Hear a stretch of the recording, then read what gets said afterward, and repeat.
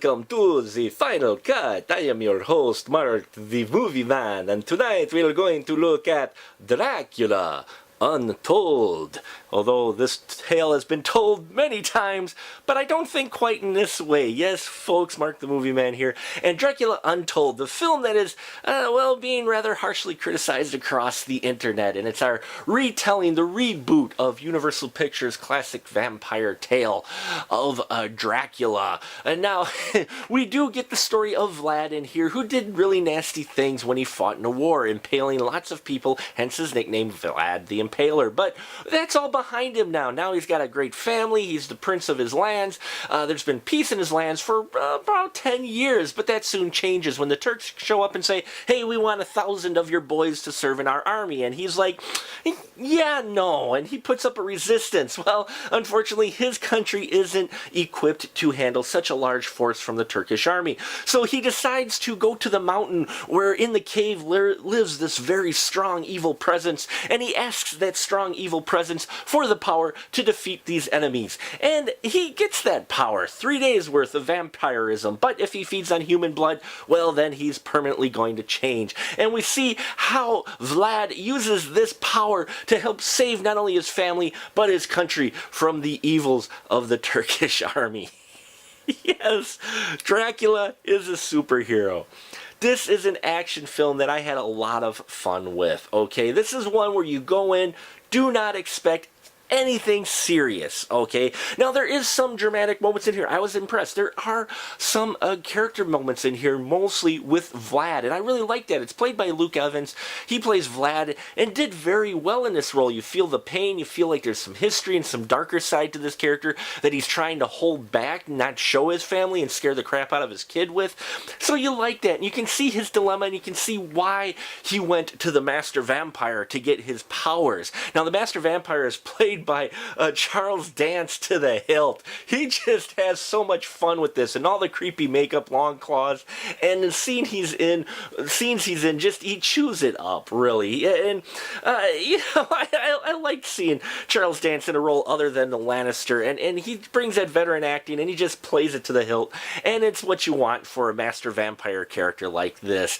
Now, the other characters around him, they're alright. You know, his wife's played by Sarah Gadon, and his son's played by Art Parkinson. Like the relationship between Art Parkinson and Luke Evans, between Vlad and Ingaras, his son. I really like that relationship. And in fact, this has some father-son themes, which I wasn't expecting to come out of here. Now, being a dad myself, those did touch me a little bit when you had those rare moments in here where there's some emotional scenes between these two. I like that. I felt Vlad's pain for not wanting to let his son go off to fight in this war, especially since he has that history and he knows what war can be like. So there is some character depth. Not a whole lot, okay? There's a lot of action. They went the action route with this, which may be what kind of surprises some people. Well, a lot of our Dracula tales have been kind of Dracula and single, you know, him against town. No, they take an action tale, and there are some twists in here as well, some things I didn't expect.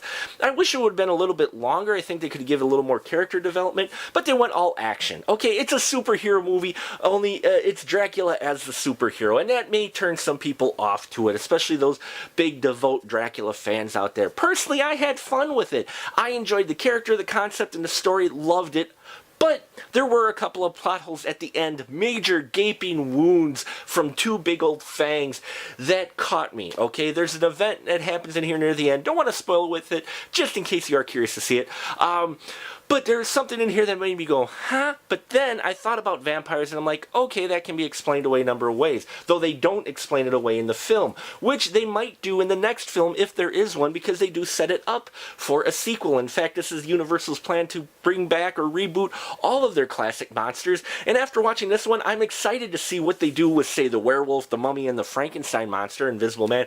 All of those. I'd love to see what they do with some of those characters, because this is a good start. Now, this was directed by Gary Shore. This was his first feature, so you got to take that into account as well. And this is a pretty big picture to take on for your first feature, and I thought he did all right with it. The storytelling, it moves at a quick pace, to be sure.